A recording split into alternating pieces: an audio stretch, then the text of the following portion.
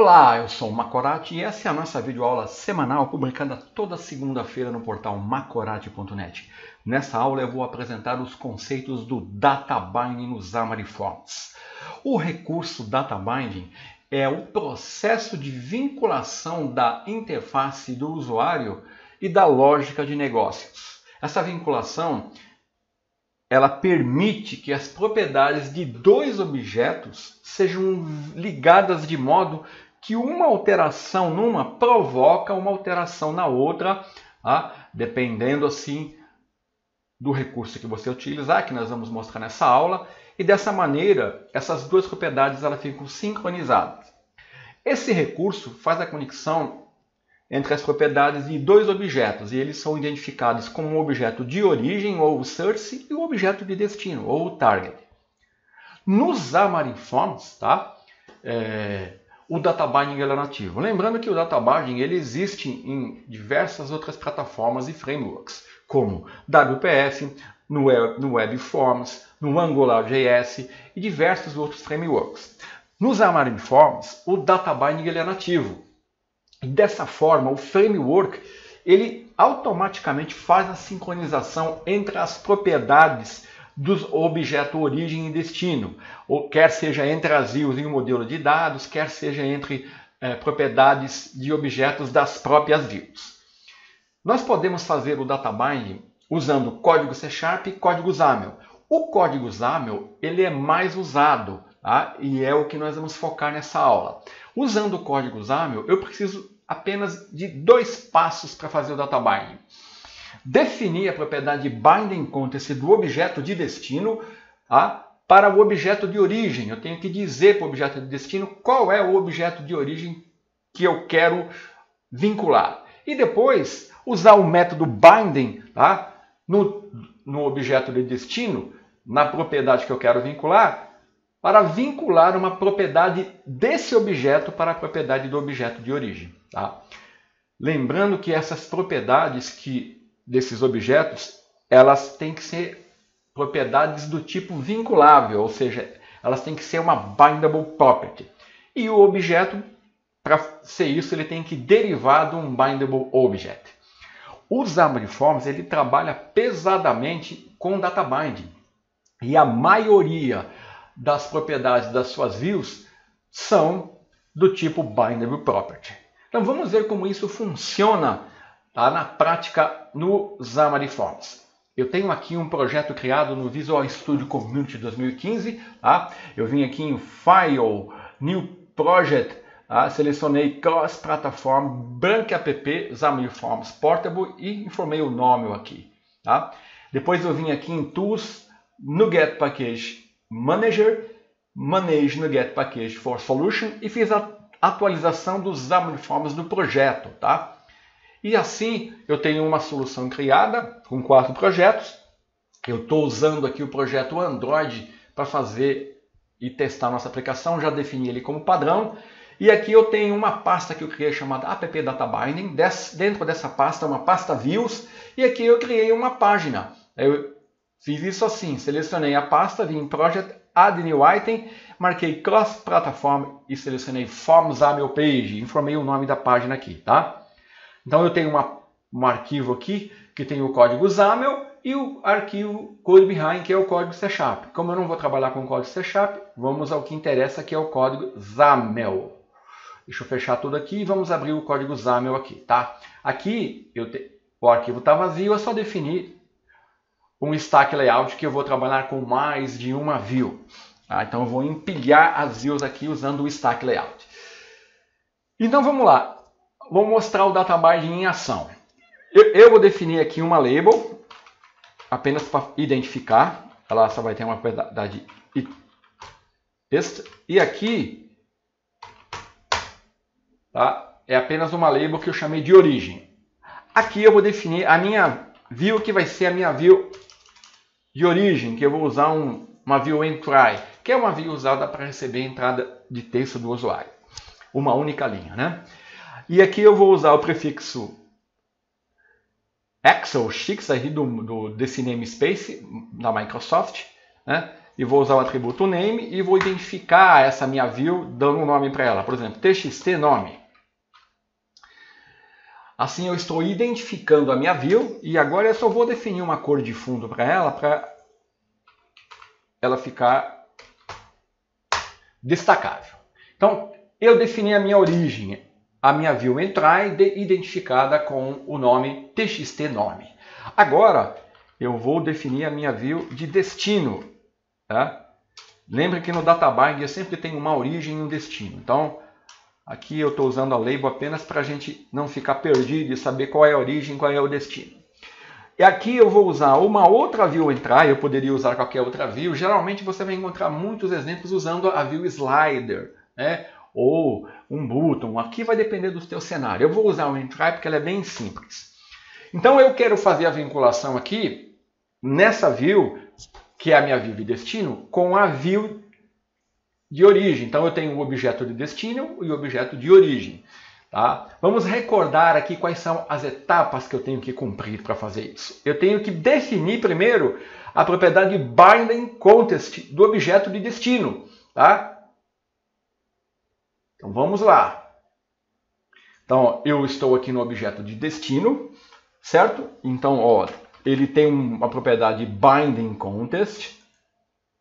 Note que ele me abriu aqui aspas para mim digitar. E aqui que eu vou definir e vou referenciar, indicando para a minha view de destino, qual é a view de origem que eu quero utilizar. Então, para me informar para o parse_exam, o que eu vou digitar aqui não é uma string, mas é uma tag de marcação especial, eu tenho que fazer isso entre colchetes. Tá? E aqui eu vou usar o namespace Microsoft e vou usar o reference para referenciar qual é a view de origem. Então, para isso, eu vou identificá-la usando o nome dela, que é txt nome. Muito bem, a primeira etapa foi cumprida. Vamos agora à segunda etapa. A segunda etapa eu tenho que definir na propriedade do objeto de destino qual é a propriedade do objeto de origem que eu quero vincular. Então, olha, eu quero vincular na propriedade text da minha view entrar de destino a propriedade text da minha view de origem. E como é que eu faço isso? Eu tenho que definir aqui, eu vou usar uma expressão de marcação especial, né? Então eu tenho que definir isso entre colchetes. Então eu vou usar o binding, né? E falar para ele que eu quero fazer a vinculação com a propriedade text do txnome1.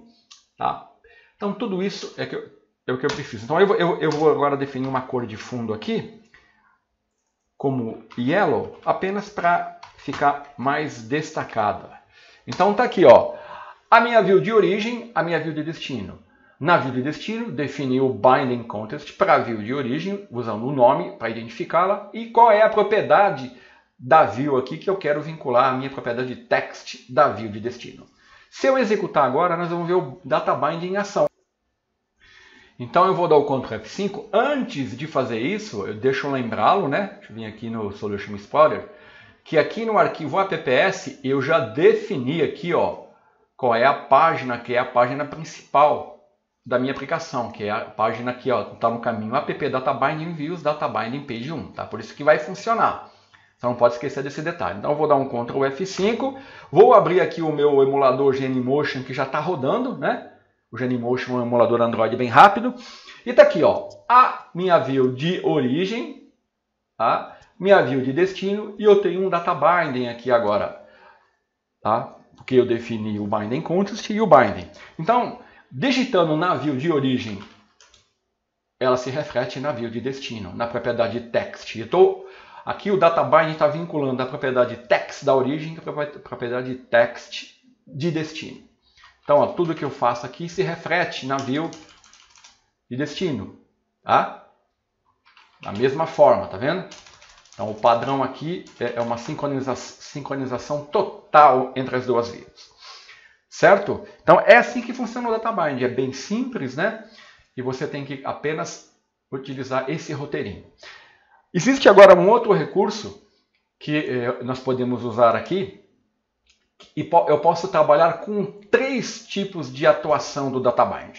Tá aqui, ó. Os modos de atuação do DataBind, eles podem ser definidos usando a propriedade mode. E eu tenho 3 opções. O one way, nesse modo, a alteração é feita somente na origem e não no destino. No two way, a alteração é feita na origem e no destino, que é o exemplo que eu estou usando aqui, ó. E a one way source, ela é o inverso da one way. A alteração é feita somente no destino. Então vamos ver isso funcionando? Então eu vou parar aqui, vou recolher e eu vou copiar e colar aqui, né, ó. Eu vou ter que fazer 3 vezes isso, então vamos lá. Eu vou copiar uma vez. Então aqui, ó, vou colocar txt nome 1, né, para não... Vou fazer a referência do DataBind com o txt nome 1. Depois eu vou copiar mais uma outra vez. E aqui eu vou mudar o nome da propriedade, né, txt nome 2, e a referência tem que também ser alterada, txt nome 2. Então agora eu tenho... Vou fazer 3 DataBinds, só que agora eu vou usar a propriedade mode, tá? Então vamos lá, eu vou seguir a sequência aqui. Então, como é que eu faço isso? Aqui na propriedade text, ó, eu vou dar uma vírgula e eu vou definir aqui, ó, o mode. Quando eu dou um mode igual, ele me abre as opções, que é o padrão, né? O one way, tá? Vamos começar com o one way aqui. Depois eu vou definir no segundo DataBind, propriedade mode, one way to source, que é o inverso da one way. E na última, a propriedade mode vai ser two way. São os 3 modos de atuação do DataBind. Vamos ver como isso funciona? Vou dar um Ctrl F5. Né? Vou abrir aqui o meu Genymotion. Então nós vamos ver o comportamento do DataBind. Está aqui, né? Para ficar mais identificável, deixa eu fazer o seguinte, ó. Origem e destino. Deixa eu colocar aqui. One way. Só para a gente se localizar. Origem e destino. Aqui é one way source. E no último, apenas para mim saber, né? Two way. Muito bem. Fica mais inteligível, tá? Deixa ele... Tá aqui, ó. Então, ó, o primeiro é o DataBind usando o modo de atuação one way, onde a propriedade mode foi definida como one way. Então, nesse DataBind, tá? Tudo que eu digitar na origem, toda alteração feita na origem se reflete no destino. Tá? Eu digito e apago. Agora, vamos alterar o destino. Tá vendo? Ele não se reflete na origem. Tá? Então, aqui o one way, a alteração é feita somente na origem. Certo? Vamos agora... O one way source é o inverso do one way. Então, eu vou digitar alguma coisa na origem. Ó, pode ver que nada acontece no destino. Tá? Então eu vou alterar o destino, ó, DataBind. Tudo que eu faço no destino se reflete na origem. Então o one way source é o inverso do one way. E o two way, tudo que eu faço na origem se reflete no destino e vice-versa. Tá? Então esses são os 3 modos de atuação do DataBind. Então era isso que eu queria mostrar nessa aula, esse conceito importante. Na próxima semana eu vou continuar falando do DataBind. Dessa vez nós vamos dar um passo mais além. Eu vou mostrar o DataBind entre a interface e um modelo de dados, um modelo de negócio. Então até a próxima semana.